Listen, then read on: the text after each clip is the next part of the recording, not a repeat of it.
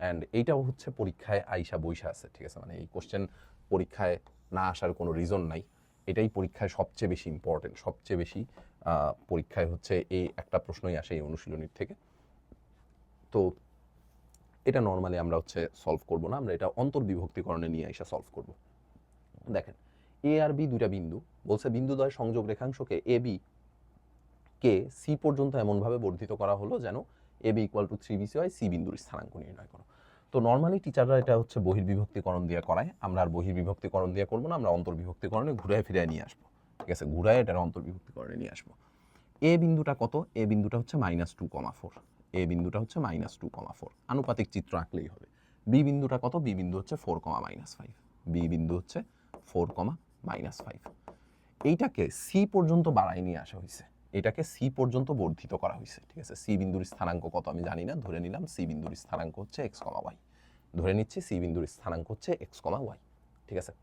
এমনভাবে বর্ধিত করা হয়েছে যেন এ বি ইকুয়াল টু 3BC হয়, এমনভাবে বর্ধিত করা হয়েছে যেন এ বি ইকুয়াল টু 3BC হয়। তাহলে আসেন লেখা ফেলাই, দেওয়া আছে এ বি ইকুয়াল টু 3BC, দেওয়া আছে এ বি ইকুয়াল টু 3BC, ঠিক আছে, given that A B equal to 3BC।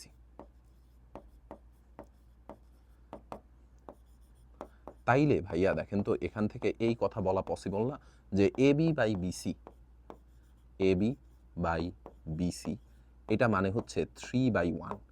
তো 3/1 মানে কি 3:1, তাহলে A B is to BC এইটা হবে কত? এটা হবে হচ্ছে ভাইয়া 3:1, A B is to BC এটা হবে হচ্ছে 3:1। তার মানে এইটুকু ডিস্টেন্স, এইটুকু ডিস্টেন্স, এই যে দেখেন এ থেকে বি পর্যন্ত এই ডিস্টেন্সটুকু 3, এই ডিস্টেন্সটুকু 1, মানে এদের অনুপাত আর কি, এদের অনুপাত হচ্ছে 3:1।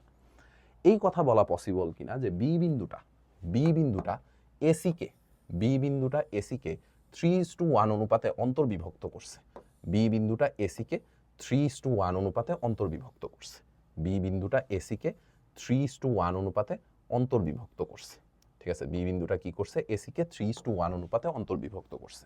অন্তর্বিভক্তিকারী বিন্দুর স্থানাঙ্ক কি আপনি অলরেডি বের করা শিখছেন না? অন্তর্বিভক্তিকারী বিন্দুর স্থানাঙ্ক আপনি অলরেডি বের করা শিখছেন, এটা কিন্তু মোস্ট ইম্পর্টেন্ট, ভালো মতো বুঝছেন।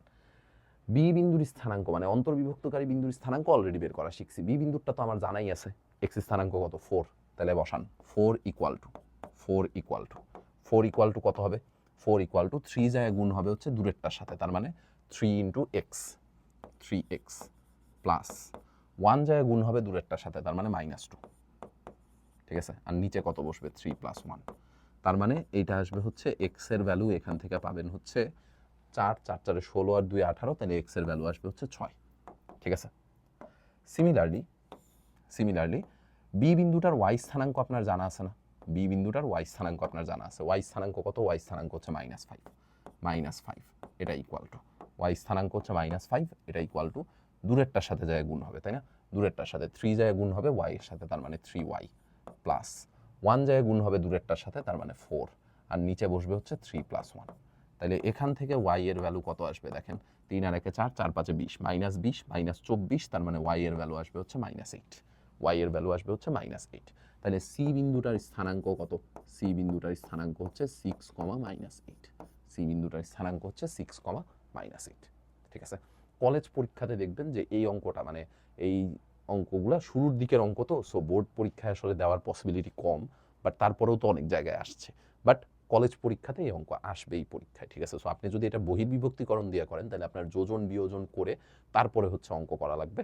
সো ওই ঝামেলার মধ্যে আমরা না যায়, আবার বহির্বিভক্তিকরণের মধ্যে হচ্ছে মাইনাসের গ্যাঞ্জামও আছে, সো ওই গ্যাঞ্জামের মধ্যে না যায় আমরা হচ্ছে ডিরেক্টলি অন্তর্বিভক্তিকরণের ফর্মুলা দিয়ে জিনিসটা নিয়ে আসছি, ঠিক আছে। অন্তর্বিভক্তিকরণের